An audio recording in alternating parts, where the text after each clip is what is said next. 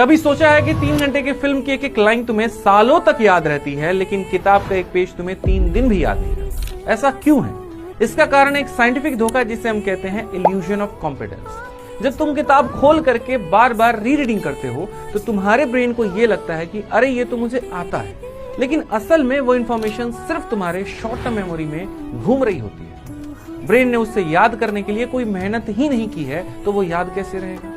Exam में जब जैसे किताब बंद होती है, तुम्हारे सामने क्वेश्चन आता है, तो तुम्हारा दिमाग एकदम ब्लैंक हो जाता है। तो भाई बात करते हैं यहां पर कि चीजों को जल्दी याद कैसे रखें। साइंस कहता है दिमाग को स्ट्रगल कराओ, उसे एक्टिव करो, एक्टिव रिकॉल टेक्निक अपनाओ। जो टॉपिक पढ़ा किताब बंद करो और एक ब्लैंक पेपर लो और उस पर सब कुछ लिखना शुरू कर दो जो तुम्हें याद है।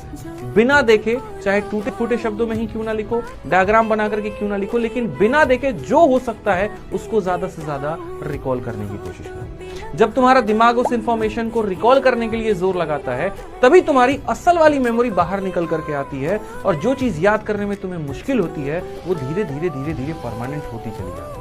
ये री रीडिंग से मुश्किल तो है, लेकिन 10 गुना बेहतर तरीका है चीजों को याद करने का। तो आज ही इसको ट्राई करो और ऐसे ही साइंटिफिक हैक्स के लिए चैनल को सब्सक्राइब करो।